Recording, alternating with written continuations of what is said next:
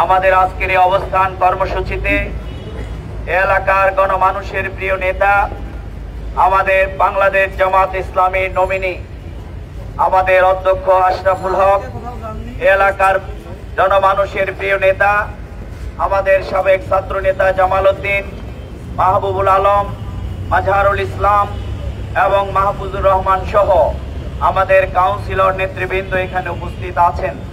আপনারা কি আজকে সারাদিন এখানে অবস্থান করতে পারবেন?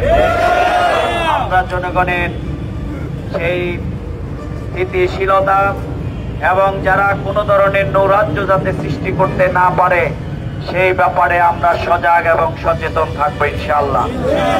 সংগ্রামী ভাই এবং বন্ধুগণ, আমরা জুলাই বিপ্লবের মাধ্যমে যে নতুন বাংলাদেশ পেয়েছি, আমাদের প্রত্যাশা ছিল এই বাংলাদেশ আমরা ঐক্যবদ্ধভাবে সকলে মিলে এগিয়ে নিয়ে যাব।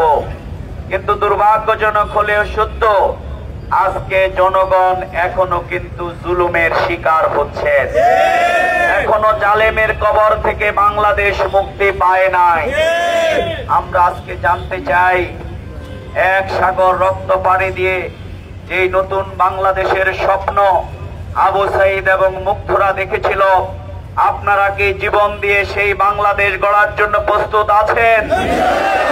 সংগ্রামী ভাই এবং বন্ধুগণ, এই জন্যে আমরা যেই খুনি শেখ হাসিনার নেতৃত্বে হাজার হাজার মানুষকে হত্যা করা হয়েছে, 40,000 তরুণ তরুণীকে পঙ্গু করে দেয়া হয়েছে, সেই খুনি শেখ হাসিনা, আওয়ামী লীগ এবং তার দোসরদের বিচার বাংলার মাটিতেই অনুষ্ঠিত হবে।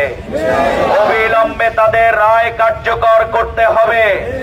আমরা বলতে চাই, দুই একটি ফটকাবাজি করে কিন্তু বিচার ঠেকানো যাবে না, বরং যারা একটু শান্তিপূর্ণভাবে এখন পলায়নরত আছেন, জনগণ কিন্তু রাস্তায় নেমে তাদেরকে খুঁজে বের করে নিয়ে আসবে। এই জন্যে আপনারা গাড়ি ঘোড়ায় আগুন দেবেন না। আপনাদের এই আগুন সন্ত্রাসীদের, নৈরাজ্যকারীদের পরিণতি কিন্তু ভয়াবহ হবে।